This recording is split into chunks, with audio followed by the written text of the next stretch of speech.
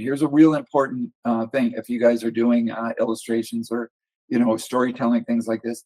All right, I'm just pointing out a couple of things here. I'm going to point out two things here. You see how I'm looking at these different items and where we get group areas of contrast.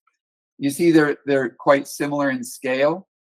You want to avoid that because what happens is things that make up your composition that are similar in scale, it brings them all to a flat picture plane. It brings them to the same picture plane. So if you have things that are large versus things that are small, what'll happen is you'll end up getting a little bit more variety and depth in your image.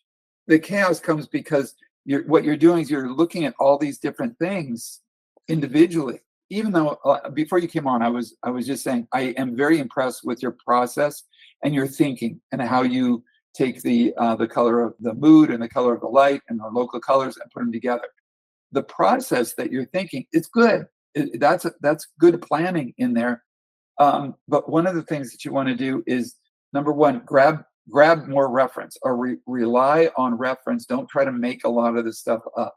You're not gathering reference so that you can render a photographic element. What you're doing is you're gathering reference, and then from your reference, you don't want to simplify or dumb down that image. What you want to do is you want to look at the image and say, what's interesting about this? For instance, I'm going to erase this part. Okay, I have pillows in the back here. What's interesting about those pillows? And what do I want to do? Well, I have my main subject matter here.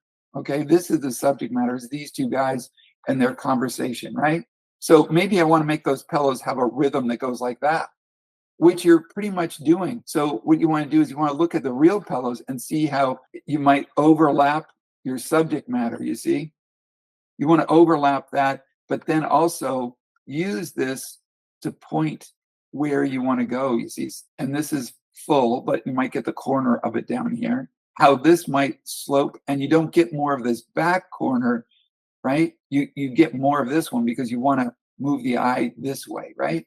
And then the one up here, you can do the same thing where you take the corner of that and you bring it down in here, but you're making a little less of that one. And you see that also brings your eye over here.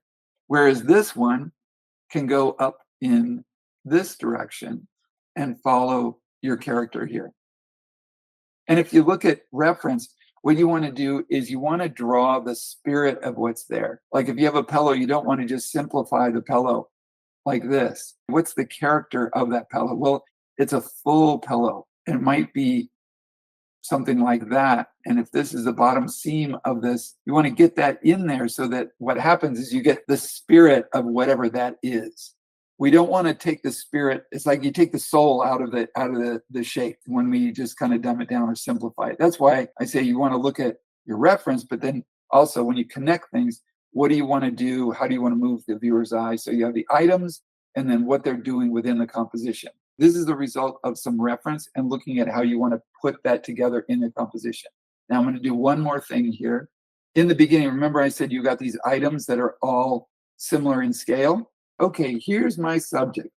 It's these two little characters giving a little toast. This guy and this little guy over here. There's my subject.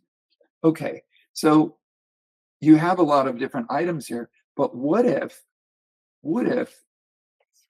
you take this and overlap this and you start overlapping some of these things, maybe make this part of this. You've overlapped this just a little bit, so let's just overlap it a little bit more and we'll give it down here like this.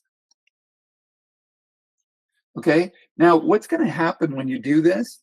This is going to start looking like a group. It's the forest and the trees version, right? So you were drawing tree, when maybe what you need is a little section of forest. So you're looking at the larger group.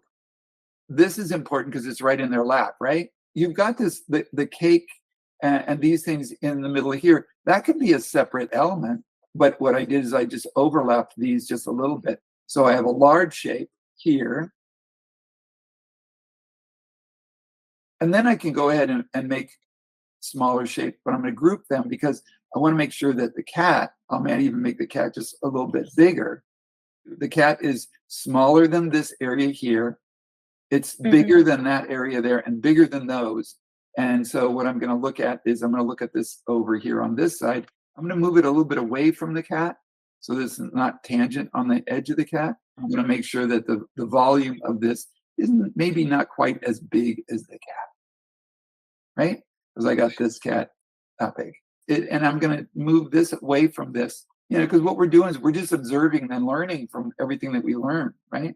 I'm going to overlap this so that the cushion isn't, I'm going to turn this off for a second. You see how the cushion is complete here? It brings your eye right there. But if I overlap it and push it behind the character here a little bit, make the center of it right here, you see, we're not focused on that cushion as an individual item.